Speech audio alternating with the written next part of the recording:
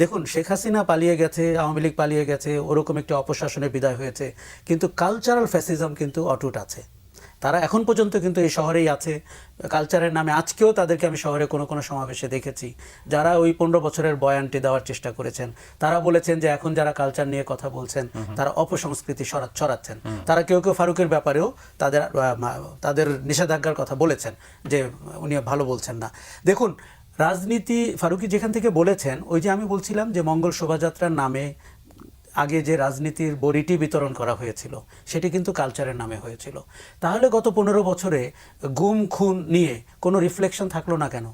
গত 15 বছরে মানুষের অধিকারহীনতার, ভোটাধিকারহীনতার কোনো রিফ্লেকশন কেন মঙ্গল শোভাযাত্রায় ছিল না? ওই প্রত্যেকটি জিনিস ছিল বাংলাদেশের অমঙ্গলের প্রতীক। অমঙ্গলের প্রতীক কি শুধু পেঁচা? অমঙ্গলের প্রতীক কি শুধু বাদর? ব্যাপারটা তো তা না। ব্যাপারটা হচ্ছে যে আমি রাজনৈতিকভাবে অমঙ্গলকে কেন তাহলে অ্যাড্রেস করলাম না? তার মানে তাদের মতলবটি ছিল তারা রাজনৈতিক অমঙ্গলকে দেখবে না, তারা কালচারাল অমঙ্গল এবং এজ ওল্ড কিছু অমঙ্গলকে দেখে মানুষকে মানে এমন একটা ঘুমিয়ে পড়া ছড়া দিয়ে তারা ঘুমাতে মানুষ ঘুমায় এমন চেয়েছিল। এটি কিন্তু খুব বড় রকমের অপরাধ এবং অন্যায় তারা করেছে। ফারুকের সাথে আমি পুরোপুরি একমত। এবারে আমি রাজনীতি, হ্যাঁ, যেটি সায়ন্ত বলছে আমি সায়ন্তর সাথে একমত। আমি কিন্তু মঙ্গল শোভাযাত্রা বা আনন্দ শোভাযাত্রা বা নববর্ষের শোভাযাত্রাকে সত্যিকার অর্থেই রাজনীতি মুক্ত দেখতে চাই। তো যেখানে আপনি কোনো দলের কোনো বলয়ের রাজনীতি প্রতিচ্ছবি হবে না, এটি যেন সংস্কৃতির প্রতিচ্ছবি হয়। তবে এবারেরটি যেহেতু ফ্যাসিবাদ বিদায়ের মাত্র 7 মাসের মধ্যে হয়েছে, সেখান থেকে আমি মনে করি যে কিছু উৎসাহী মানুষ হয়তো কিছু মোটিভ সেখান থেকে ধারণ করেছেন। সেটা 36শে জুলাই লেখা ছিল, পানিরটা ছিল, আমি যতটুকু জানি আবু সাইদের প্রতিকৃতিও ছিল, পরিবার হয়তো সম্মত হয়নি। ভবিষ্যতে যেন এটি সংস্কৃতির প্রতিচ্ছবিই হয়, সেটার মধ্যে রাজনীতি একেবারেই থাকুক না, সেটা আমি চাই। কেননা আমরা চাই না যে এই প্ল্যাটফর্মটি আগামীতে আরও দলীয় শাসনের সময় কিংবা এইটার তো গ্যারান্টি দেওয়া যাবে না। এইটার গ্যারান্টি আমাদেরকে উপলব্ধি করতে হবে, মেনে নিতে হবে। এটার গ্যারান্টি দেওয়া কঠিন।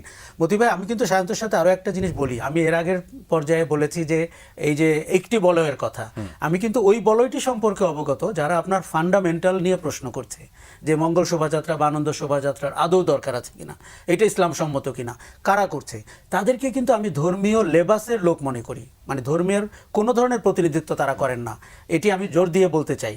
তারা ধর্মের মুখোশ পরেছেন, যেমন অন্য অংশটি ব্রাহ্মণীয় মুখোশ পরেছেন, সংস্কৃতির মুখোশ পরেছেন। ধর্মের মুখোশের মধ্যে তো রাজনীতি নিহিত আছে। না না, নিশ্চিতভাবেই আছে। তারা তো হয় রাজনীতি, হয় ধর্ম অথবা সংস্কৃতি, কোনো একটিকে নিয়ে রাজনীতিটি করতে চাচ্ছেন। দেখুন, ভারতে বিজেপির যে উত্থান এবং আজ পর্যন্ত ক্ষমতায় থাকা, সেটি তো ধর্মকে পুরোপুরিভাবে উত্তেজিত করে, মানুষকে বিভ্রান্ত করে। গত ইলেকশনে শুধুমাত্র মানুষ টের পেল যে নরেন্দ্র মোদী এবং তার সরকার ধর্মের রাজনৈতিক ব্যবহার করছে।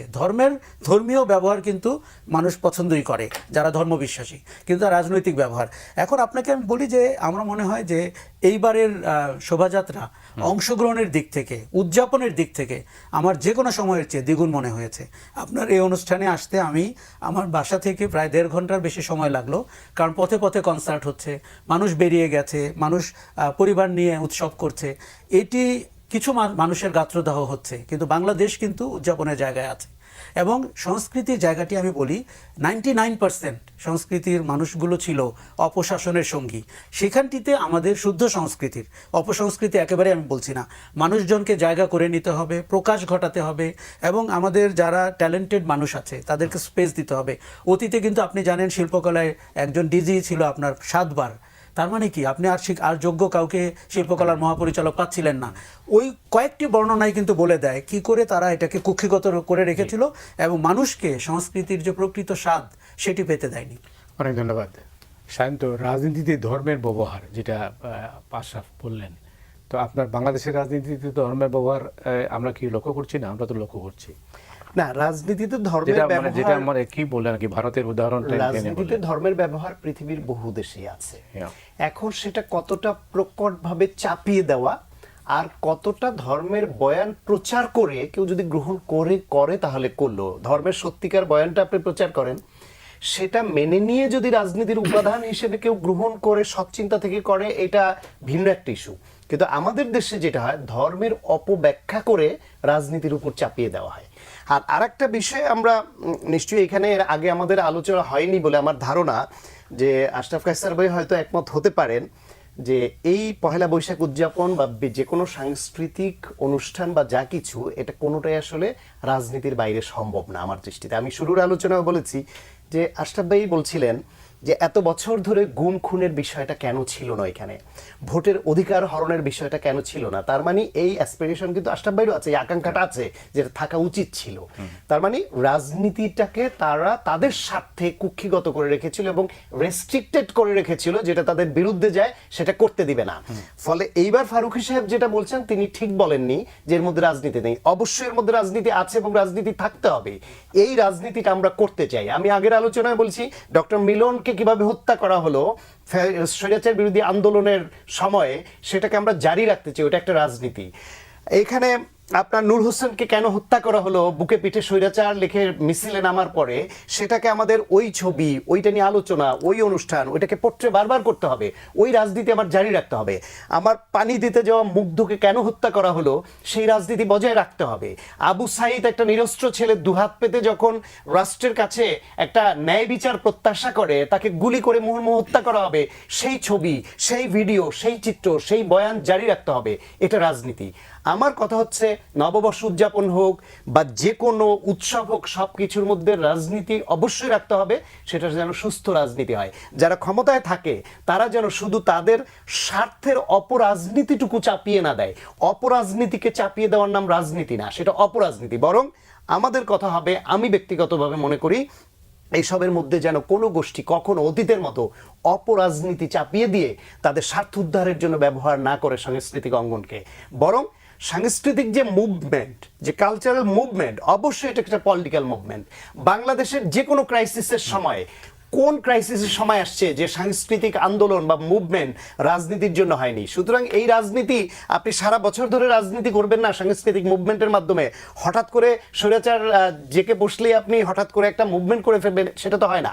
সুতরাং আমাদের সংস্কৃতি, পয়লা বৈশাখ উদযাপন, আমাদের নানান রকমের যে অনুষঙ্গ, প্রত্যেকটার মধ্যে রাজনীতি থাকতে হবে, দেশপ্রেম থাকতে হবে, দেশের স্বার্থে, মানুষের স্বার্থে, রাজনীতির স্বার্থে। সঠিক রাজনীতি সেটা যতটা প্র্যাকটিস আমরা ধারাবাহিকভাবে করতে পারবো তত ভালো হবে। এতদিন ধরে সেই ধারাবাহিক আমরা প্র্যাকটিস পাইনি বলে আজকে ফারুকী সাহেবকে একটু ব্যাকফুটে এসে ব্যাখ্যা দিতে হচ্ছে আমার এর মধ্যে রাজনীতি নাই। ফ্যাসিবাদের মোটিভ প্রচার করা হবে, তাকে তুলে ধরা হবে, মানুষ তাকে যেন ঘৃণা করে, সেই পরিস্থিতি তৈরি করতে হবে। এই রাজনীতিটা আমাদের করতে হবে, এটাই রাজনীতি। যেটা করা হয়েছে এটাও তো রাজনীতি। ডেফিনেটলি এটা রাজনীতি, এটা অস্বীকার করার কি আছে? বরং উনি অস্বীকার করে ভুল করলেন। অনেক ধন্যবাদ। আর যেটা হচ্ছে যে সরকারের একজন মুখপাত্র বলেছেন যে এই পয়লা বৈশাখ পালনের মধ্য দিয়ে দেশ থেকে অমঙ্গল দূর হয়ে গেছে। আপনি কি তাই মনে করেন? অত্যন্ত হালকা মন্তব্য, এবং এটি একদমই ঠিক হয়নি মন্তব্যটি। রাজনীতি এবং দলীয় রাজনীতি এর মধ্যে পার্থক্য আছে। রাজনীতি এবং গোষ্ঠীর রাজনীতি, রাজনীতি এবং অপরাজনীতি। আমি কিন্তু আমাদের জীবনযাপন, আমাদের রাষ্ট্র পরিচালনা রাজনীতি দ্বারা পরিচালিত হোক, এটি আমি চাই। কিন্তু সেই রাজনীতি হচ্ছে শুদ্ধ রাজনীতি, যেটার সাথে অধিকাংশ মানুষ একমত হবেন। যেমন আমি প্রায় বলি 5ই অগস্ট কিন্তু কোনো ইভেন্ট না। 5ই অগস্ট হচ্ছে একটা দীর্ঘ ফ্যাসিবাদী শাসনের পতন, এবং তার গল্প যেন রূপকথা হয়, তার গল্পের রূপকথার নায়করা যেন মুগ্ধ হয়, আবু সাইদ হয়। তার মানে হচ্ছে এটি আমাদের জারি রাখতে হবে, এবং বছরের পর বছর, যুগের পর যুগ, কার ভালো লাগলো কার লাগলো না, ডাজন্ট ম্যাটার, রাইট? কিন্তু সেটির ব্যবহার হতে হবে সাটল, সেটি যেন দলীয় কোনো গোষ্ঠীকে বেনিফিট দেওয়ার না। আপনি খেয়াল করেছেন 5ই অগস্টের পরে সব দল হিসাব করেছে কতজন শহীদ হয়েছে বিএনপির, কতজন জামাতের, এইসব। তখন আমরা দেখতে পাই আমাদের মন ভেঙে যায় যে ওনারা হিসাব কিতাব করছেন যাতে করে গৌরবটিকে ভাগ করে দলের বাক্সে ঢুকাতে পারেন। এটি বাজে রাজনীতি হয়েছে। কিন্তু আপনার রাজনৈতিক ভাবে ফ্যাসিবাদকে আপনার সামনের দিকে টেনে নিয়ে যেতে হবে, অ্যাডমিনিস্ট্রেটিভ ভাবে না। কারণ অ্যাডমিনিস্ট্রেটিভভাবে তো সরকার একটাভাবে করবে, কিন্তু মানুষের মমতা বোধে, ইমোশনে যেন আপনি জায়গা পান। যেমন শেখ হাসিনার ব্যাপারে আপনাকে আমি বলি, মুক্তিযুদ্ধ এবং ধর্মনিরপেক্ষতা, এই যে বাংলাদেশের দুটি অত্যন্ত গুরুত্বপূর্ণ পিলার বা ভ্যালুজ, সেটিকে উনি অপরাজনীতি করে আপনার কাছ থেকে সেই দুটিকে বিতর্কিত করে ফেলেছে, চরমভাবে দূরে সরিয়ে নিয়েছে। আমার ধারণা মুক্তিযুদ্ধ বিরোধীরা মুক্তিযুদ্ধের যতটা না ক্ষতি করেছেন, শেখ হাসিনা একা এবং তার পরিষদবর্গ মুক্তিযুদ্ধের তার চেয়ে বেশি ক্ষতি করেছেন। ভুল ন্যারেটিভ দিয়ে নায়কদেরকে দূরে সরিয়ে এবং তার অপশাসনের মানে পিলার হিসাবে দাঁড় করিয়ে যে আমি চলে গেলে জঙ্গিরা দেশ নিয়ে নেবে। অথবা আমাদের যে ধর্মনিরপেক্ষতার মতো একটা দারুণ উৎসব সবার ধর্ম যার যার, এই জায়গা থেকে উনি ওইটাকে ব্যবহার করেছেন তার ভোটহীন ক্ষমতায় থেকে যাওয়ার ইচ্ছাটাকে। কাজেই আমরা বলছি যে অতীতে আমরা অনেক উদাহরণ দিতে পারবো। আপনি দেখুন জাতীয় কবিতা পরিষদের মঞ্চে পটুয়া কামরুল হাসান বিশ্ববিহার খপ্পরে আঁকতে আঁকতে মারা যেতে পারেন, গেলেন তো।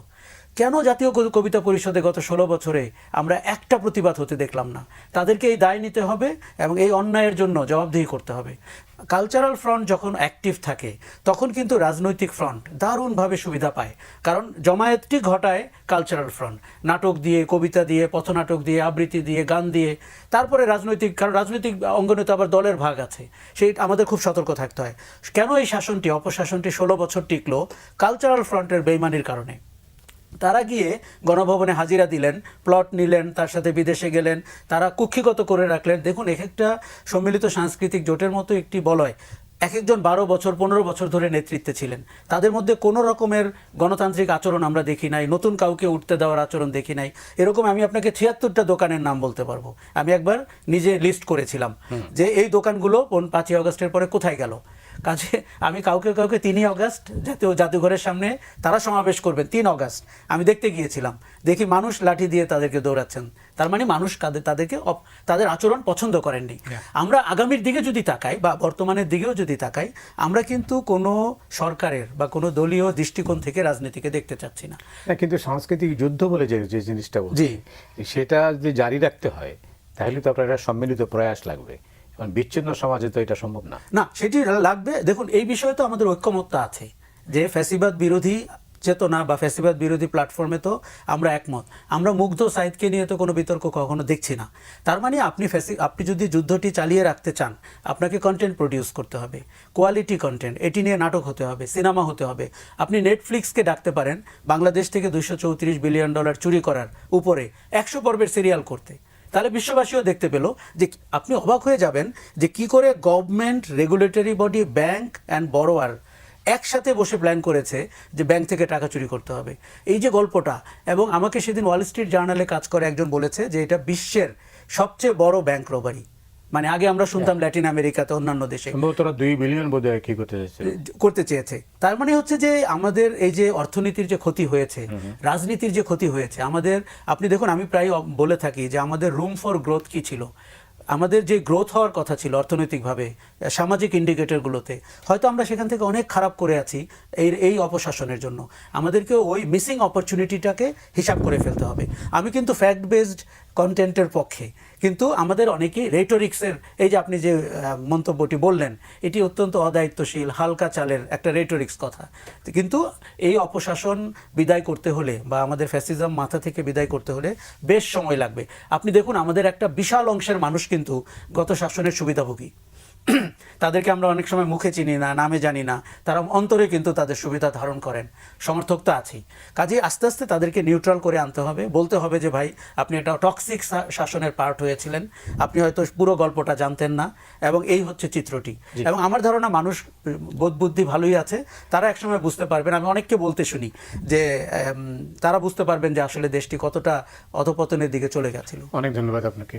শান্ত, অপশাসন থেকে নতুন শাসন, এর মধ্যে মাঝখানে একটা লেভেল লাগিয়ে দেওয়া হচ্ছে, তো সেটা কি দেশের জন্য ভালো হবে? না, আসলে ট্যাগিং বা লেভেল লাগানো তো কখনোই সুস্থ কাজ না। আওয়ামী লীগ আমলে এরকম একটা বিষয় ছিল যে আপনি যদি আওয়ামী লীগের ফ্যাসিবাদের পক্ষ থাকেন, তাদের বন্ধু, এবং আপনি মুক্তিযুদ্ধের সপক্ষের শক্তি, আর যদি আপনি কোনোভাবে তাদের সঙ্গে দ্বিমত পোষণ করেন, তাহলে আপনার আর কোনো ঠিকানা নাই, আপনার স্বাধীনতা এবং মুক্তিযুদ্ধ বিরোধী শক্তি। মাঝামাঝি কোনো ঠিকানা কিন্তু এরা রাখে নাই।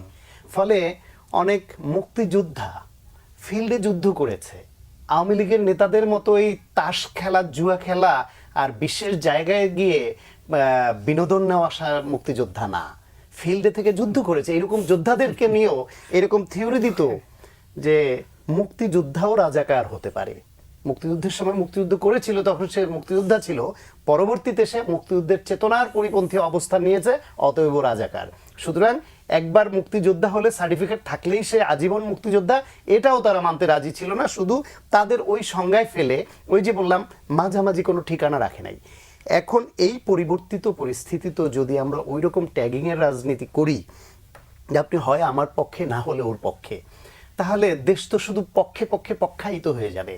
এখানে তো মধ্যপন্থী দেশের পক্ষের যে একটা শ্রেণী থাকা দরকার, যেটা অতীতে ছিল, যেটা আশরাফ কায়সার ভাই বললেন যে এই সাংস্কৃতিক বলের লোকজন তারা 16 বছর ধরে দেখেন এখানে তো আপনার এই যে মার্টিন নাইমুলারের মতো হোয়েন দ্য ফার্স্ট কেম, তারা যখন আমাকে ধরতে এলো তার আগে একে একে সব ধরলো, প্রতিবাদ করলাম না, সব ধরে নিয়ে শেষে আমাকে ধরে নিল।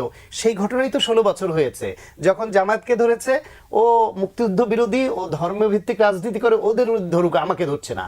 যখন বিএনপিকে ধরেছে, ও তো বিএনপি, আমি তো বিএনপি কে না, ওকে ধরুক। তারপর যখন বামপন্থী ছোটখাটো কাউকে কাউকে ধরা শুরু করেছে, আচ্ছা ওরা করেছে রাজনীতি করে, আমি তো রাজনীতি করিনি, এইভাবে একে একে শেষ করেছে। এই নিয়ে কোনো সাহিত্য ওইরকম মানের কোনো সাহিত্য, নাটক, সিনেমা দেখেন আপনি দেশে? নাজিম হিকমতের মতো সেই জেলখানার চিঠির মতো এরকম কোনো কবিতা সৃষ্টি এই সময়ের মধ্যে আমরা দেখেছি? তার মানে হচ্ছে সৃষ্টিশীল লোকজনগুলোকে তারা কৌশলে দালাল বানিয়ে রেখেছিল। তারা বিদেশে একটা সফর পেলে, তারা একটা পদক পেলে, একটা পুরস্কার পেলে, অথবা একটা চেয়ার পেলে দালাল হওয়ার জন্য উদ্গ্রীব, অথবা একটা প্লট জমি পেলে উদ্গ্রীব হয়ে থাকে এদেশের মানুষ। ফলে এই দেশে মুক্তিযুদ্ধ, ভাষা আন্দোলন বড় ইভেন্ট বলে ওই ইভেন্টগুলো অনেক বড় বড় সাহিত্যিক তৈরি করেছে না? 16 বছরের ফ্যাসিজম, এমনকি 90-এর স্বৈরাচার বিরোধী আন্দোলনের সময় ওই কেন্দ্রিকও কিন্তু আপনার সাংস্কৃতিক মুভমেন্ট ছিল, কবিতা তৈরি হয়েছে, নাটক তৈরি হয়েছে, নানান রকমের লেখালেখি হয়েছে। তো এই 16 বছর বাংলাদেশের ইতিহাসে সবচেয়ে ভয়াবহতম ফ্যাসিজমের কবলে থাকার পরেও ভালো সাহিত্য তৈরি হয়নি কেন? কারণ হচ্ছে ওরা ওইখানেও টার্গেট করেছে যে সাহিত্য রচনা যারা করতে পারবে, হয় তাদেরকে সাপ্রেস করো, তারা যাতে লিখতে না পারে সেরকম পরিস্থিতি তৈরি করো, ভয়ের সংস্কৃতিটা মনের মধ্যে গেঁথে দাও যাতে তাদের কলম এগোতে না পারে, অথবা ওকে দালাল বানিয়ে ফেলো। এবং তারা আংশিক সফলও হয়েছিল। সফল হয়েছে বলেই আমরা ভালো সাংস্কৃতিক মুভমেন্ট দেখতে পাইনি। এখন যারা রাষ্ট্র পরিচালনা করছে বা ভবিষ্যতে যারা আসবে, তারাও যদি মনে করে এইভাবে কুক্ষিগত করবে, হয়তো সাময়িক কালের জন্য করতে পারবে, কিন্তু পরাজিত হবে, মাঝখান থেকে ক্ষতিগ্রস্ত হবে দেশ, ক্ষতিগ্রস্ত হবে জাতি। অনেক ধন্যবাদ আপনাকে। হাতে 1.5 থেকে 2 মিনিট আছে। একজন উপদেষ্টা বলেছেন তারাও নির্বাচিত। আমি খুব হোঁচট খেয়েছি তার কথায়। কেন? দেখুন, একটা তত্ত্বাবধায়ক বা অন্তর্বর্তী সরকারের উপদেষ্টারা যখন এই ভাষায় কথা বলে, এইসব কথা রাজনীতিবিদরা বলতে পারেন। তাও আমরা আশা করি তারা আরো দায়িত্বশীল হবেন। অনেক রাজনীতিবিদ অনেক অদ্ভুত কথা বলেন, কিন্তু একজন উপদেষ্টা এই কথা বলতে পারেন? এবং দেখুন, তাহলে তো আমরা বলবো যে আমরা তো দলীয় সরকারগুলোকে একভাবে বিচার করি। এরা তো শিক্ষিত, সুশীল, ভদ্র, ক্লাসে ফার্স্ট হওয়া ছেলেমেয়েরা, তাদের কথা দিয়ে যদি এটা বেরোয়, তার মানে তার ভেতরে এই অভিপ্রায় আছে, তাদের মধ্যে এই নিয়ে কথাবার্তা হয়। তারা কেউ কেউ কোনো না কোনো গোষ্ঠী দ্বারা ইনফ্লুয়েন্সড, অথবা নিজেরা ইনফ্লুয়েন্স ক্রিয়েট করছেন। এটি কিন্তু অত্যন্ত সন্দেহের কারণ হতে পারে। এবং আমি বলবো যে সরকারটি অনেক বড় বড় কাজ করেছেন, ভালো কাজ করেছেন। বিশেষ করে প্রফেসর ইউনূস যেভাবে আমাদের ডিপ্লোমেসি ডিল করছেন চায়নার সাথে, ডোনাল্ড ট্রাম্পের সাথে, এই লেভেলের কোনো নেতা কিন্তু আমাদের রাজনৈতিক দল থেকে আমরা অতীতে দেখিনি, বের হয়নি, দুর্ভাগ্য। এই জায়গাগুলোতে আমরা চাই যে উনি দারুণভাবে আমাদের কাছে সমাদৃত থাকুন। কিন্তু তার উপদেষ্টা বর্গের কেউ কেউ যেভাবে কথা বলছেন এবং যতটা মানে আমাদেরকে অদায়িত্বশীল মনে হচ্ছে, অর্বাচীন মনে হচ্ছে এবং কিছুটা অসার মনে হচ্ছে, এগুলো তার সাথে খুব একটা যাচ্ছে না। এবং বাংলাদেশের জন্য যেই ধরনের গভর্নেন্স দরকার, বিশেষ করে ফ্যাসিবাদের পতনের পরপর যে ধরনের তড়িৎ গতির সিদ্ধান্ত গ্রহণ করা দরকার, কাউকে মুখ না চিনে, কোনো দলকে না চিনে, আমরা 7 মাসে সেটি পাইনি। এই কারণে কিন্তু আপনি দেখবেন আমলাতন্ত্র জেকে বসেছে, তারা এই সরকারের ঘাড়ে উঠে বসেছে। আমরা শাসনের চরিত্র দেখলেই বুঝতে পারি কখন আমলাতন্ত্র শাসন করছে, কখন সামরিক আমলাতন্ত্র শাসন করছে, অ্যান্ড কখন একটা রাজনৈতিক সরকার শাসন করছে বা সিভিল সরকার শাসন করছে। সরকারটিকে খুব দ্রুত আমলাতন্ত্রের বলে আমরা কি বলে সমাপ্তি টানবো এই অনুষ্ঠানে? আমরা এই বলে সমাপ্তি টানতে চাই, দেখুন আমি সংস্কারের পক্ষের মানুষ, কেননা আমি রাজনীতিবিদদেরকে 100 ভাগ বিশ্বাস করলাম নির্বাচনের পরে তারা সংস্কার করবেন। বাংলাদেশ ওই অবস্থায় নাই। কিন্তু সংস্কার এবং নির্বাচনকে আপনি ঠিক উন্নয়ন এবং গণতন্ত্রের মতো খেলতে পারবেন না। এটিও আরেকটি উন্নয়ন গণতন্ত্রের নতুন মডেল। কিন্তু তার মানে আপনি 3 মাসের মধ্যে সংস্কারের প্রয়োজনীয় 7টি সংস্কার, 10টি সংস্কার করে আপনি ডিসেম্বরে নির্বাচন দিতে পারেন। বাংলাদেশের মানুষ নির্বাচনের জন্য মুখিয়ে আছে।